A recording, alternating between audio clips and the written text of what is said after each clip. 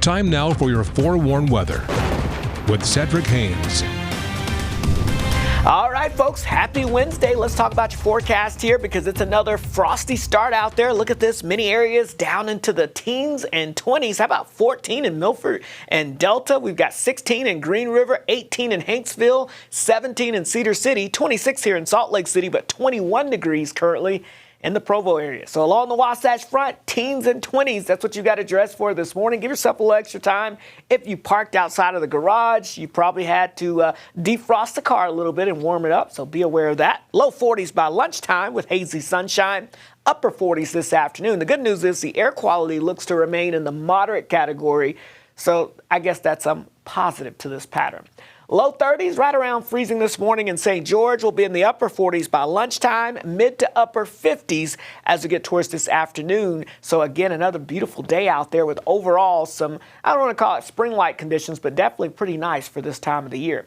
All right, let's show you the weather map. High pressure, northerly flow, clear skies across the area, but you see some clouds trying to sneak in from the west and southwest. We'll see a few of these high clouds on the increase. That's ahead of a storm system that's really starting to deepen out here to our south and west. Now, typically, I'd show you this map and we'd say, hey, we've got a storm on the way.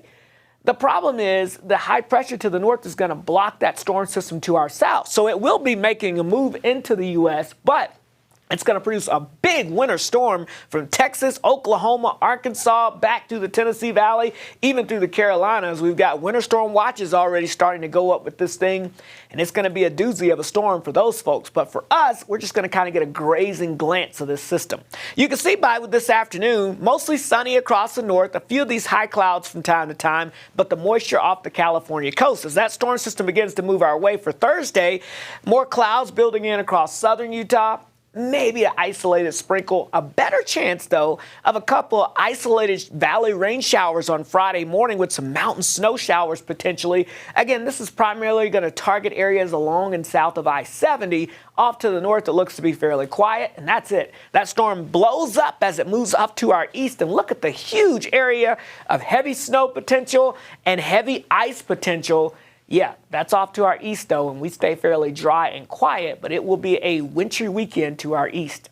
Snowfall potential for us, again, the southern mountains, there's a chance of a few light accumulations showing up. Again, don't get too excited, but we could see a couple of inches potentially for some of our southern mountains if we can get that moisture to build into southern Utah, but I'm not too excited about it. Overall, through February the 4th, I've got a dry pattern for the most part. And the same pattern with this ridge out west, meaning above average temperatures. Look at the below average temperatures down towards the Gulf Coast. Not here, though. St. George, upper 50s over the next few days. Clouds on the increase, a few isolated showers for your Friday. Otherwise, tracking some gusty winds maybe on your Saturday. Otherwise, hazy sunshine across the Wasatch Front through Thursday. Slight chance of a sprinkle on Friday, but colder this weekend. All right, let's get a check on your traffic as we get you out the door this morning. You'll be able to see quiet conditions showing up if you're making your commute off towards the airport or on Bangor Highway.